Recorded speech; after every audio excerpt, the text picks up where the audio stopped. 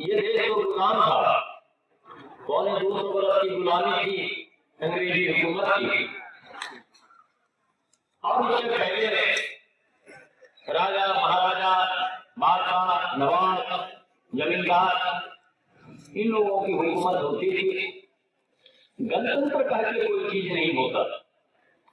गणतंत्र में क्या है, इस गणतंत्र को बनाने में जब देश आजाद हुआ तो सबसे बड़ी समस्या आई इस देश के स्वतंत्रता सेनानियों, क्रांतिकारियों, इनकलाबियों, यहाँ के बुद्धिजीवियों, अर्थशास्त्रियों कि ये देश कैसे चलेगा।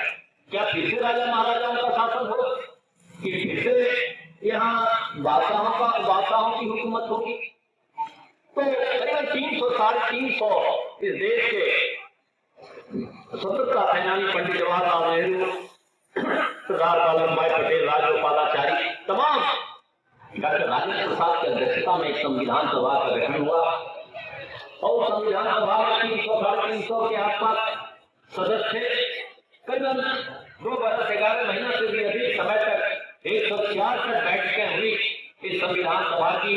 Doctor Bhimrao Ambedkar draft committee के अध्यक्ष थे और एक दुनिया के अलग अलग देशों में जाकर के तरह तरह का, इंग्लैंड, अमेरिका, तमाम देशों को जाकर के देश में संविधान का गठन हुआ। और उस संविधान में ये बात आई कि इस देश में गणतंत्र रहेगा, इस देश में कोई राजतंत्र नहीं रहेगा।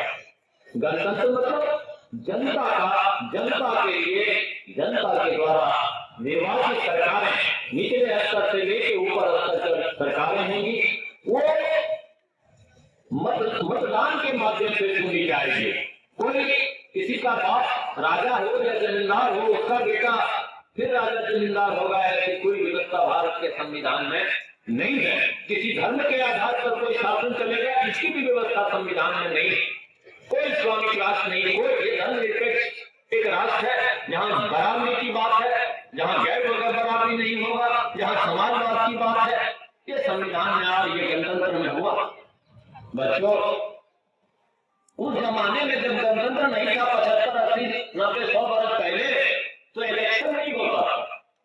कोई रामविलास पासवान, कोई लालू यादव मंत्री नहीं बन पाता था। कोई डॉक्टर मुरलीधर यादव जैसे लोग को अधिकार नहीं था शिक्षा ग्रहण करने का। वो समय शिक्षा नरेंद्र मोदी प्रधानमंत्री नहीं बन सकता। हिंदू राष्ट्र की बात मैं कर रहा हूं। पंडित जी लोग राजगुरु होते थे और हमारे जैसे कोई क्षत्रिय जो हमारे जैसा नहीं, जो राजाओं का वंशज होता था, वही राज सत्ता चलाता था। कोई चुनाव, कोई मुखिया का चुनाव नहीं होता था, कोई व्यवस्था नहीं थी उस तरह। जिसकी बात आज हो रही, किसी को पढ़ने का अधिकार नहीं था, सबको पढ़ने का अधिकार नहीं था।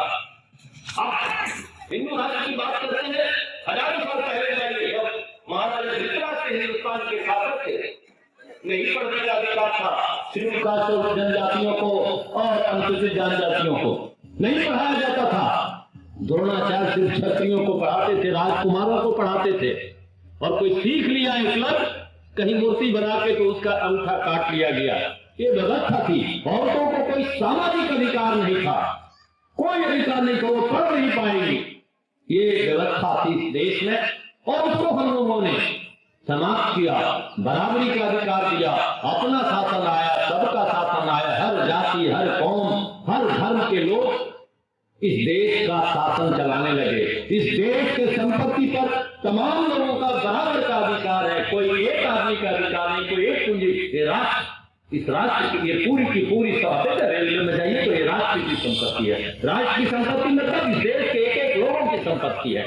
यही है गणतंत्र, जिसको हमने बड़ी मुसीबत से हासिल किया है। लाखों लोगों ने आजादी की लड़ाई 1857 से लेकर के 1942 तक जो आजादी की लड़ाई लड़ी गई इस देश में, कितने फांसी पर लटक गए, तब हमने इसको हासिल किया है। और आज इस गणतंत्र पर प्रश्न चिन्ह खड़ा है। आज कहा जा रहा है कि गणतंत्र सही नहीं है, ये शासन व्यवस्था सही नहीं है, इसमें सारे लोगों की भागीदारी नहीं होनी चाहिए, ये एक धर्म विशेष की होनी चाहिए, ये इस्लामिक राष्ट्र होना चाहिए, ये हिंदू राष्ट्र होना चाहिए, ये क्रिश्चियन राष्ट्र होना चाहिए। आप जाकर देखिए दुनिया में जहां जहां इस्लामिक राष्ट्र है क्या सिर्फ शोषण है, जुल्म है, खून खराबा है। कहाँ शांति है अफगानिस्तान में, पाकिस्तान में, मिस्र में, सीरिया में, ईरान में, इराक में? कहीं नहीं। शाश्वत सीढ़ी लेकर आया है आपके सपनों का घर। जी हाँ, शाश्वत सीढ़ी एक ऐसी दुनिया जहाँ हर लम्हा है खास और यहाँ उभरता हुआ हर घर है एक मास्टरपीस, जहाँ आपको मिलता है आपकी जरूरत की सारी सुविधाएं, जैसे 24/7 lift, water and electricity supply, basement parking, internal and external walls as per the structural requirement and many more. तो देर किस बात की, अब तक के सबसे बेहतरीन मौके का आनंद उठाएं और हमारे दिए गए नंबर पर संपर्क कर अपने सपनों के घर को अपना बनाएं।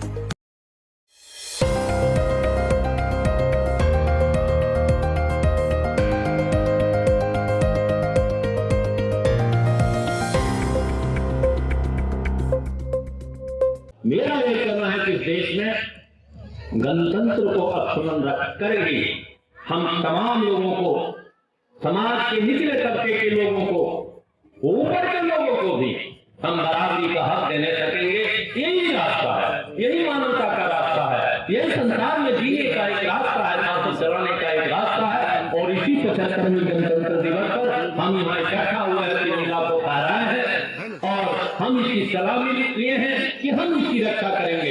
ये जो बच्चे हैं यही कल बड़े होंगे, हम लोग तब तक बूढ़े हो चुके होंगे, हमारी भुजाओं में, हमारे पैर में वो ताकत नहीं होगी कि हम अपने देश की रक्षा, गणतंत्र की रक्षा के लिए कुछ कर सकें। लेकिन ये जो जनरेशन है, ये जो आने वाली पीढ़ियां हैं, जिसको आज समझाया जा रहा है कि गणतंत्र सही नहीं है, ये आज हम यही बच्चों को, जो शिक्षक वृंद है यहाँ पर, हम आग्रह करेंगे बच्चों को पढ़ावें कि गणतंत्र से अच्छा कोई लाभ व्यवस्था नहीं, गणतंत्र से अच्छा कोई शिक्षा का, गणतंत्र में सबको शिक्षा प्राप्त करने का अधिकार है, खाली अर्जुन को नहीं है, एकलव्य को भी है।